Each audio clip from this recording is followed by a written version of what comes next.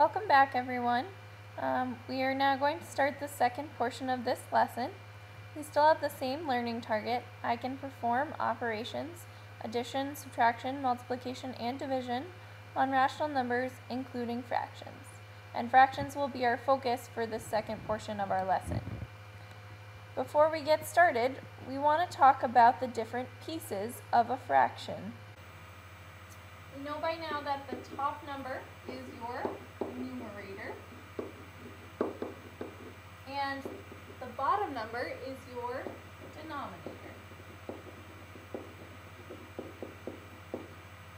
Alright, and when we want to take a number such as 7/4, well, when we look at that, it's an improper fraction because it's top heavy. The number on the top is much larger than the number on the bottom. So we can leave this as an improper fraction. When you're working with algebra, a lot of times I'm going to request that you leave it as an improper fraction. It makes simplifying and adding and subtracting a lot easier. But there are times when a mixed number, such as 2 1/3, would be much more beneficial than having that improper fraction. If I asked you how many pounds of strawberries you wanted to buy, you probably wouldn't tell me you wanted 7/4 pounds of strawberries, but you might tell me it as a mixed number. So there are application situations where mixed numbers are really helpful, but for most of algebra, if you're just solving a basic equation, you want to keep it as an improper fraction. Let's talk about how to change this into a mixed number. If you look at 7/4, we want to say how many times does 4 go into 7 evenly. 4 goes in 1 time, so that makes your whole number. And there are 3 left over, so that's the numerator. And the denominator will always stay the same. Saying you want 1 3/4 pounds of strawberries makes a lot more sense than saying I want 7/4 pounds of strawberries. In the reverse of that, we can always change a mixed number to an improper fraction if we want to.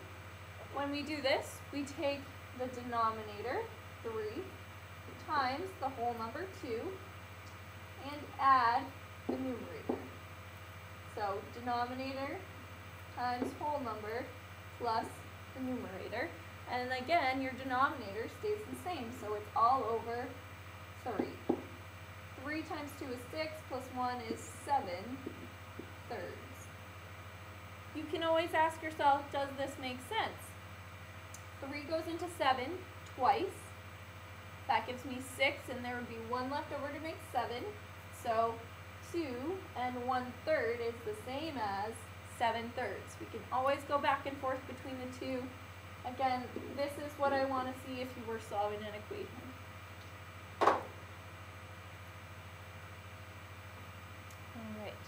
There are other things to fractions that really throw us off. So most of us at this point are pretty comfortable just adding and subtracting fractions when they have common denominators. Alright? So looking at 7/8 and 5/8, they're both a section of 8s. So since they're out of the same amount of pieces, we can just add our numerators. So we add 7 plus 5, which is 12/8. Now I look at that and say I can reduce those two numbers because they're both a multiple of 2. So this could reduce down to 6/4. If you notice, there's still another multiple of 2, so we could actually take it down to 3/2. And I'm just dividing 2 out of the numerator and denominator. This would be an improper fraction. If I wanted to write my answer as a mixed number, you could say how many times does 2 go into 3? That's once, and there is 1 left over, and your denominator is a 2. All of these fractions, 12/8, 6/4, 3/2, and 1 1/2, are all equivalent. That means they're the same thing, just written differently. Alright. So looking at the next one, you have -9/10 plus 7/10. So these two denominators are the same, so we can add our numerators. We're adding a negative number and a positive number, so starting at negative 9 and adding 7 to that. It's like subtraction, and the larger number is negative. So we are left with negative 2 tenths. I also notice both have a common factor of 2, so I can divide that out of both, and I'm left with negative 1/5. That's not an improper fraction, so we do not need to make a mixed number. Well, then I get down to negative 3/4 and negative 5/6, and I notice, wait a second, we don't have a common denominator, so that's a problem. We have to make our own. You only care about what two numbers you have in the denominator. Between 4 and 6, I think a good common denominator would be 12. So next I want to say, what do I need to multiply 4 by to get to 12? Well, that's 3. So multiplying the left fraction by 3/3. 3/3 is the same as 1 whole, so I'm not really changing anything, I'm just rewriting. 5/6, well, I have to multiply 6 by 2 to get to 12. So I'm multiplying it by 2/2. You don't have to use 12 as your common denominator. You could have just gone 4 times 6 is 24, so I'm going to use that. You might have to reduce more at the end, but either way you should get the same answer. So I'm going to rewrite this as negative 9/12 plus negative 10/12. Now we have a common denominator, so we can just add our numerators. Two negatives together are going to make a larger negative. Negative 9 plus negative 10, negative 19/12. That is our answer.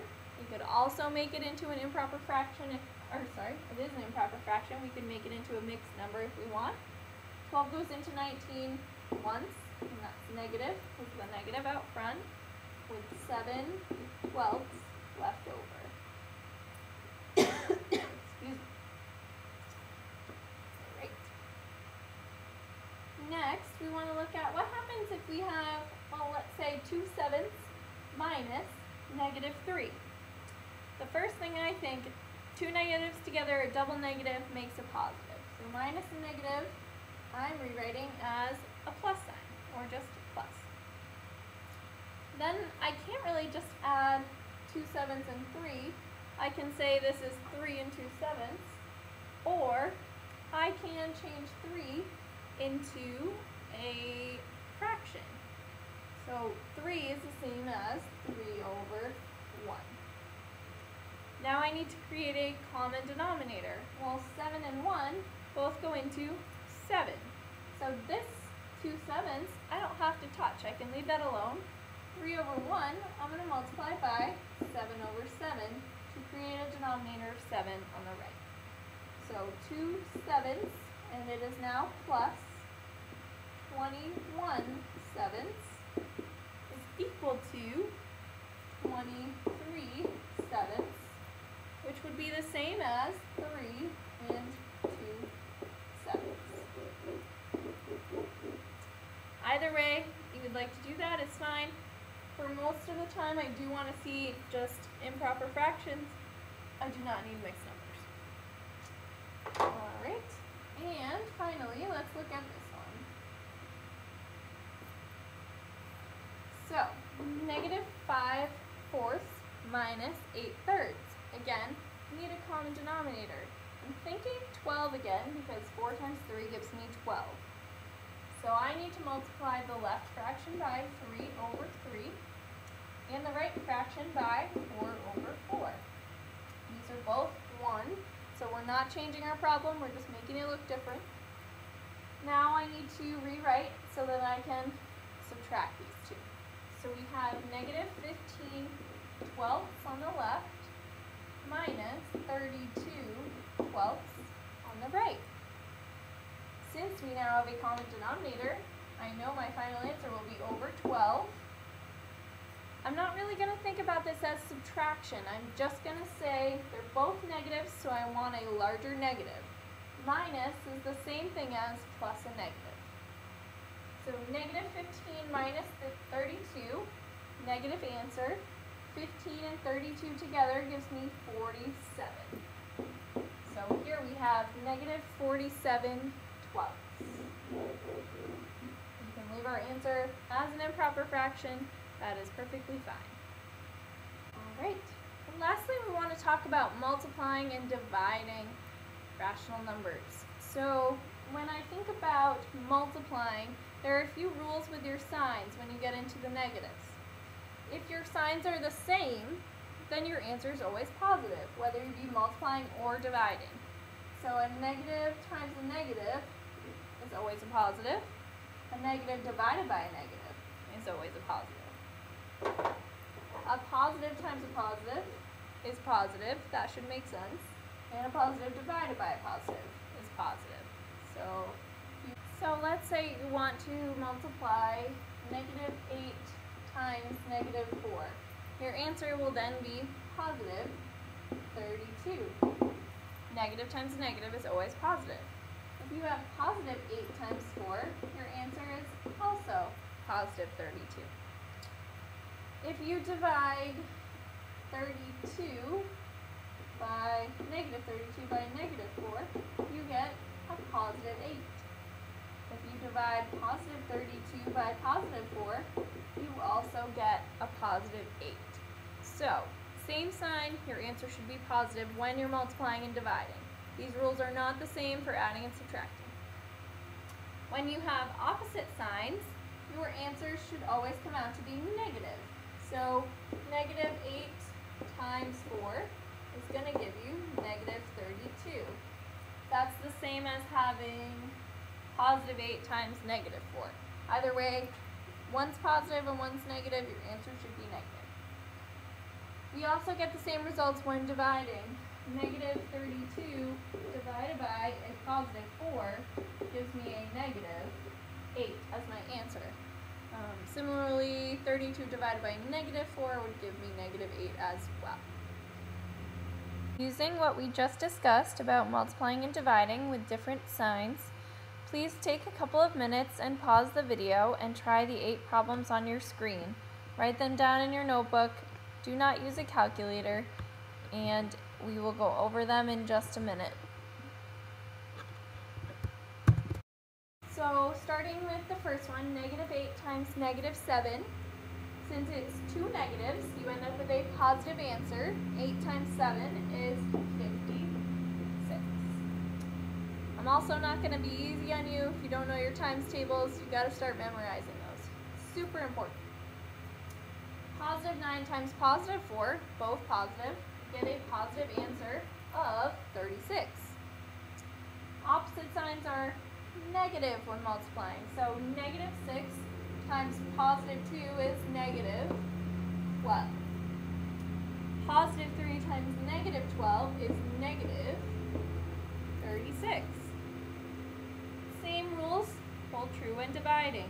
Dividing two negatives gives me a positive answer, and 8 divided by 2 is 4. Two positive numbers being divided also give me a positive answer.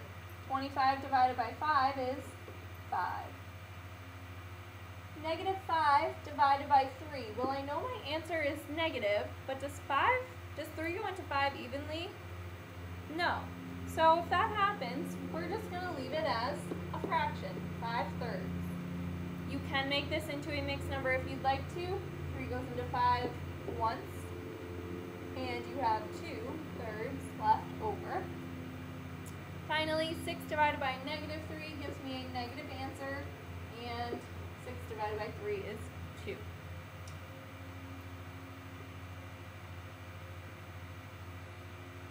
Alright. Last thing we're going to talk about today is just multiplying fractions or dividing fractions. So, if we look at this example here, negative 2/3 times negative 3/4. The first thing we ask ourselves is, what is a negative times a negative? I know that is positive, so you don't have to write the positive sign, but it might help you remember. When multiplying and dividing fractions, you do not need a common denominator. Multiply straight across. So 2 times 3 is 6, 3 times 4 is that leaves me with an answer. If I reduce it, I can take a 2 out of 6, which leaves me with 3, and a 2 out of 12, which leaves me with 6.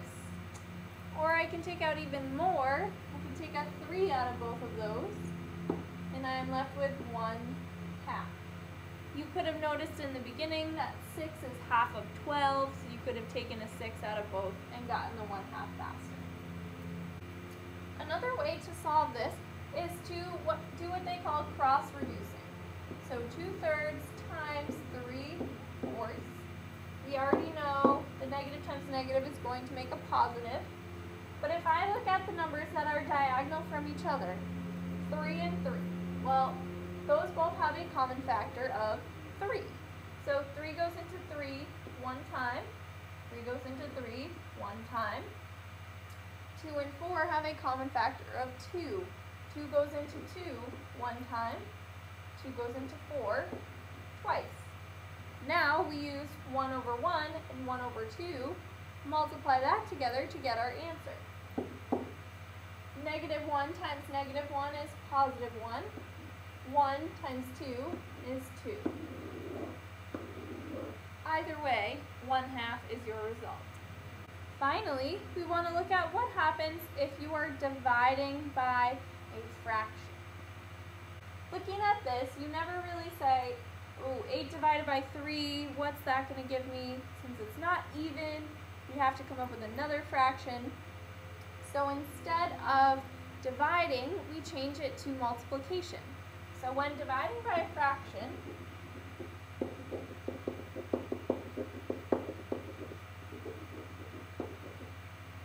you want to multiply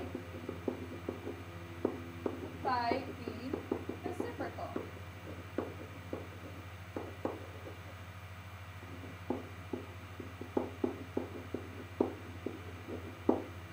The reciprocal is just the flip, or the reverse, of the fraction you're dealing with.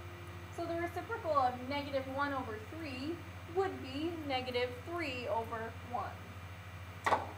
So, if you follow along, so here you can see they are taking -3/8 divided by -1/3, and instead of keeping that 1/3, they've taken the reciprocal, -3 over 1. Now you're multiplying, so they have your multiplication symbol. Multiplying straight across, you end up with 3 times 3, which is 9, 8 times 1, which is 8, and here we see this should be a -3/8. So negative times negative gives you a positive answer. They also wrote it as a mixed